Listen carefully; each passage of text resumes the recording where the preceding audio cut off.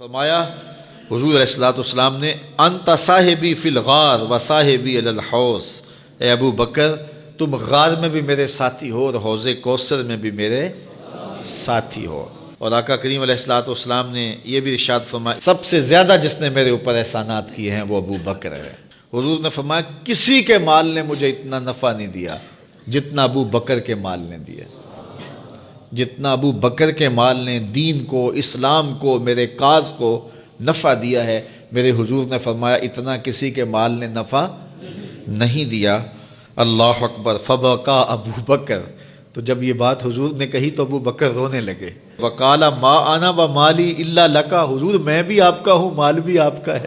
اللہ اکبر۔ حضرت ابو بکر صدیق رضی اللہ تعالی عنہ نے حضور علیہ الصلوۃ والسلام کے ساتھ جو محبتوں کا ذکر کیا، اور پھر آقا کریم علیہ الصلوۃ والسلام نے ان کا جو اختصاص فرمایا کہ ایک خاتون آئی اور اس نے حضور سے کوئی مسئلہ پوچھا تو آقا کریم نے فرمایا پھر آ جانا۔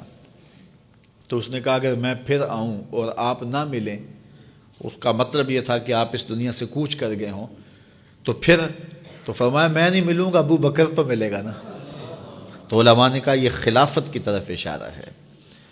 حضرت ابو بکر صدیق رضی اللہ تعالیٰ عنہ سے بہت زیادہ حضور پیار کرتے تھے، اور آقا کریم علیہ الصلوۃ والسلام نے اپنی زندگی میں 3 دن ان کو مصلی پہ کھڑا کیا ایام مرض میں، پھر 17 نمازیں حضور کی موجودگی میں حضرت ابو بکر صدیق نے پڑھائیں، پھر حضور کا وصال ہو گیا، اور یہ دردناک لمحے تھے حضور کے وصال کے۔ اللہ اکبر۔ صحابہ کے کلیجے جل گئے۔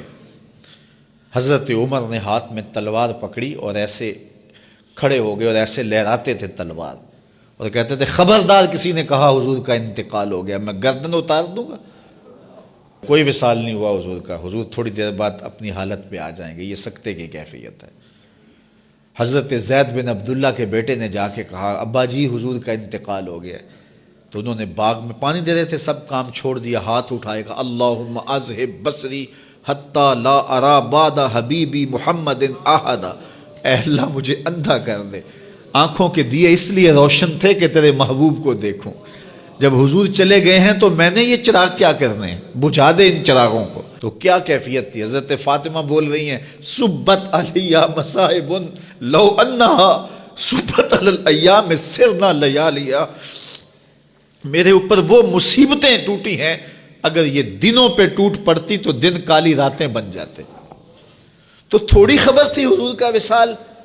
اچھا جب یہ کیفیت تھی صحابہ کی، اس نازک موقع پہ چونکہ منافق اندر ہی ہوتے ہیں تو منافقوں نے ایک کھیل کھیلا، وہ صحابہ میں پھیل گئے اور کہنے لگے واہ واہ حضور کے دم سے رونقیں تھیں، مسجدیں آباد تھیں، سجدے تھے، قرآن کی تلاوت تھی، اب کس نے نماز پڑھنی ہے میاں، اب کس نے روزہ رکھنا ہے، اب کس نے زکوٰۃ دینی ہے، اب کس نے حج کرنا ہے، ختم کہانی ختم کہانی، یہ بات کرنی شروع کر دی۔ اب یہ بڑی نازک صورتحال، تو کیا حضرت ابو بکر کا کلیجہ نہیں جل رہا تھا؟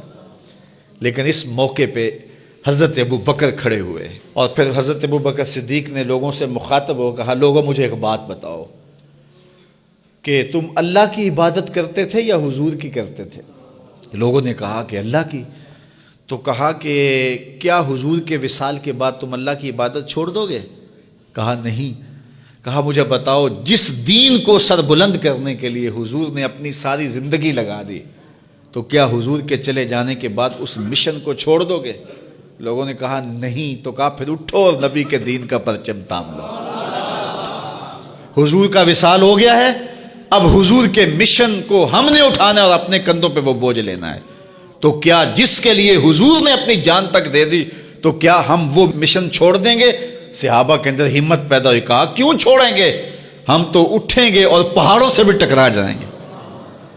تو یہ وہ موقع تھا جس موقع کو سنبھالا حضرت ابو بکر نے۔ منافق تو چال چل گئے تھے، صحابہ پر صدموں کے پہاڑ ٹوٹ رہے تھے، ساری ذریت اسلام ساری زندگی جو ہے وہ تعریفیں کرتی رہے، مدح و ستائش کرتی رہے، ابو بکر صدیق کا یہ حق نہیں ادا ہو سکتا۔